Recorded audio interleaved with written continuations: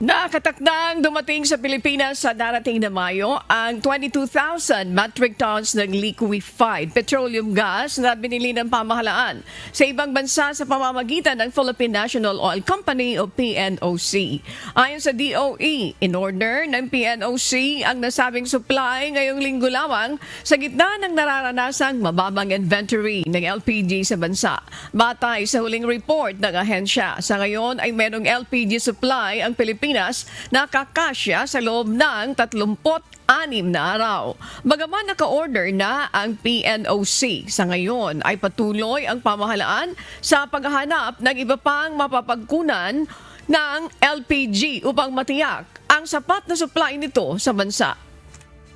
In terms naman sa LPG, we've contracted the first volume through PNOC. So medyo hinati natin yung trabaho. Si PNOC Mother ang nagte-take care ng LPG, si PNOC-EC takes care of acquiring naman yung diesel, no.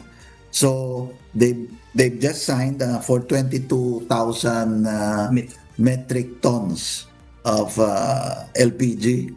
So ang delivery window nitong cargo is sometimes second to third week of May.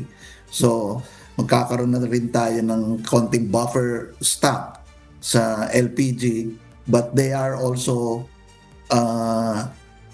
continuing to look for other sources para meron tayong continuing product sustenance in terms sa inventory levels.